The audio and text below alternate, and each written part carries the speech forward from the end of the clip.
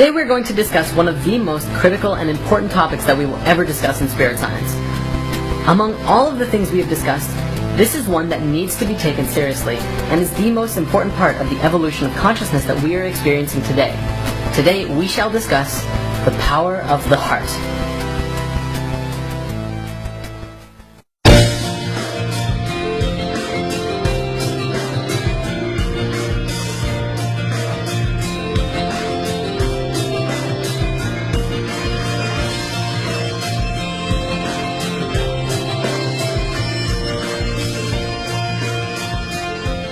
Let's just dive right into this. What does the heart have to do with anything? Well, it's pretty much everything. When you're first incarnating at a microscopic level, the physical body starts out as a cell, or as we call it in the geometry world, a sphere.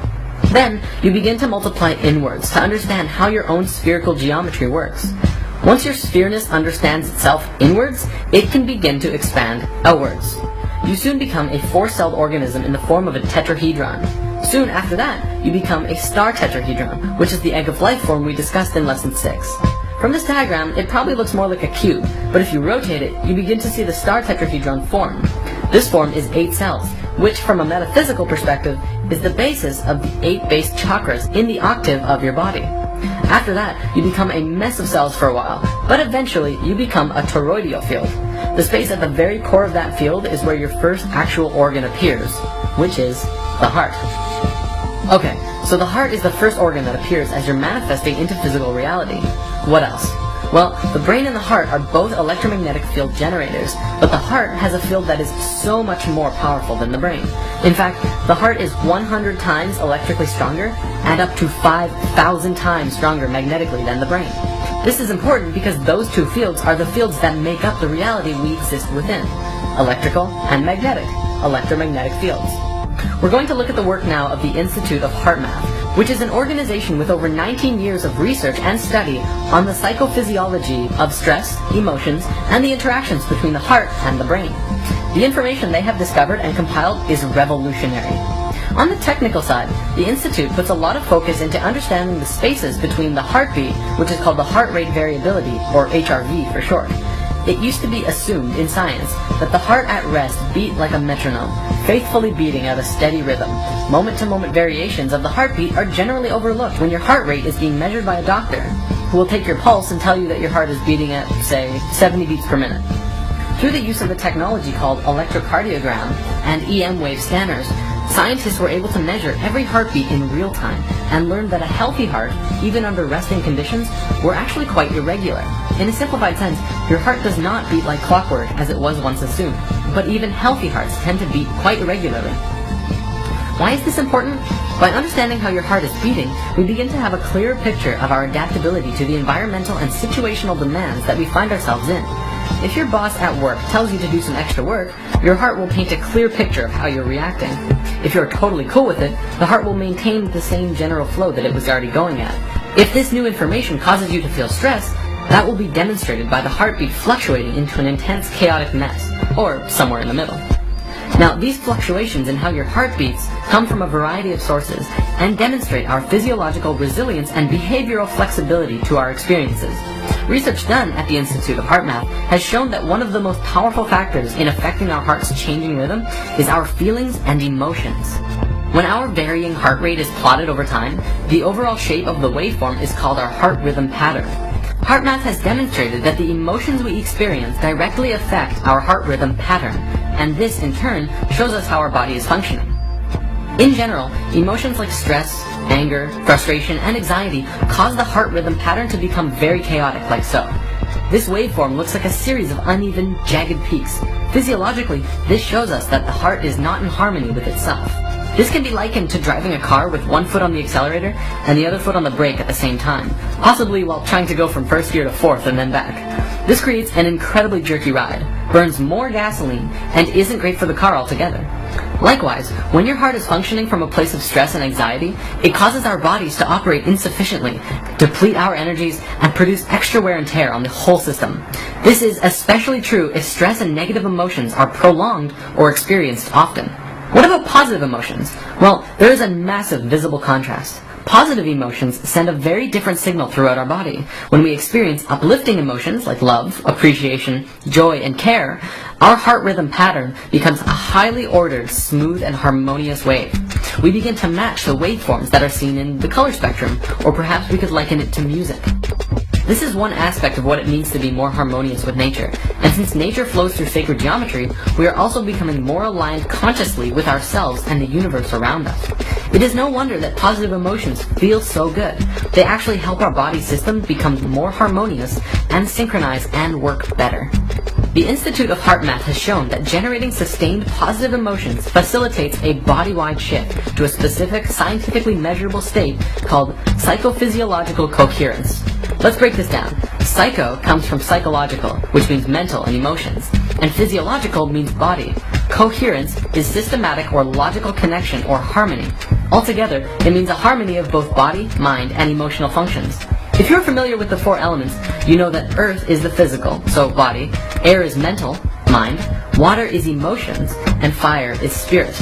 HeartMath has scientifically shown now that positive and healthy emotions bring 3 of those elements into coherence, and although they don't look at the spiritual aspect, I don't doubt that the fire element also comes into harmony. In an experiment done at the Institute, they hooked up scanners to an individual who was subjected to very chaotic emotions. For 300 seconds, they measured the respiration, heart rate variability, and blood pressure rhythm. After this time, the individual on the scanners did a technique on himself which they have dubbed the HeartMath Quick Coherence Technique, which activated a feeling of love and appreciation. Instantly, all 3 of the rhythms came into entrainment and harmony with each other, and stayed in harmony for the remainder of the experiment. One important note to stress is that cohesion is not relaxation. The process of relaxation is a low-energy state in which the individual rests both body and mind, typically disengaging from cognitive and emotional processes. In contrast, coherence is experienced as a calm and balanced, yet energized and responsive state of being that is optimal for mental acuity, focus, problem-solving, and decision-making, as well as the physical activity and coordination. So coherence is the natural state you want to be in all the time. Unless you're relaxing. That's good too. So how does one get into this state of cohesion? Breathing. Your breath is intimately connected to your heart rate and your heart in general. And if you ever find yourself in a very chaotic mental state, take a few seconds to step back of what's causing the chaos and focus on your breath. Take long and deep breaths. The Institute of Heart Math doesn't put too much focus into particular breathing techniques, but they put an emphasis on using your breath as well as positive and loving emotions to bring you back into a state of cohesion. They say that it's not super necessary to put focus on your breath all the time, but it is very helpful to bring yourself out of chaos and back into alignment. From a spiritual perspective, and if you're working towards that, breath is very important. However, breath is another huge topic, and I personally recommend focusing on your breath during meditations. Focusing on breathing and your heart is a beautiful way to move into a silent space during meditation and deeper into yourself, all while sustaining the same healthy emotions. Now, throughout ancient history, across many religions and belief systems, the heart was always considered a center of the being, the source of spiritual wisdom and insight, thought, emotion, and connection to the divine. The ancient Egyptians believed that all thought and life was done from the heart, which is why they threw away the brain after the pharaoh died, but they left the heart in the body. They felt that the being would need it in the next life, so they left it there, but the brain was useless. Western scientific thought places the heart as just a pump. However, in the last several decades, science has begun to go full circle in realizing and understanding what these ancient civilizations knew and taught. In the field of neurocardiology, scientists have discovered that the heart possesses its own intrinsic nervous system, a network of brain cells with over 40,000 neurons. This gives the heart the ability to independently sense and process information, and make decisions, even demonstrate a type of learning and memory. In a simplified sense, you can think with your heart. The heart is truly an intelligent system. The heart also has found to be a hormone gland, manufacturing and secreting numerous hormones and neurotransmitters that profoundly affect the brain and body function. Among these hormones is one called oxytocin, well known as the love or bonding hormone, bringing things together. Science is also beginning to understand that the electromagnetic field around the heart has a powerful effect on not just the human body, but others around you as well. research has also shown that the heart is the key component of the emotional system. Science now understands that the heart not only responds to emotions, but the signals it sends out dramatically affects the quality of the emotional experience from moment to moment. And also that our heart plays a key role in accessing our intuition. In school, we've been taught that the heart is constantly responding to orders sent from the brain. But what's less commonly talked about is that the brain receives even more orders from the heart. We've been doing it backwards. Moreover, these signals have a significant effect on brain function, influencing emotional processes as well as higher cognitive faculties such as attention, perception, memory, and problem solving. Guide yourself from your heart, not from your brain.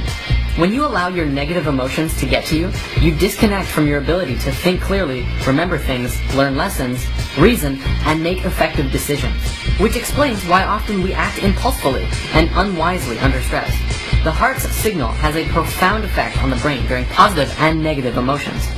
Live in your heart, for the heart is the center of unity consciousness, where the brain is the center of duality consciousness. You can see that right in how they're made. The brain has the two hemispheres. The heart is a place of unity. Since we fell in consciousness, we moved from heart consciousness and into our brains, and all decisions were made from the brain. In doing so, we became polarized and lost our connections to the universal consciousness called unity. This shift in consciousness we are experiencing now is a movement from the brain and back into the heart, where we will once again know and understand the universe and unconditional love for everyone and all things, regardless of who they are or what damage they've done to themselves or others. And this is why the heart is so important right now. Live in your heart. It is the gateway to the divine.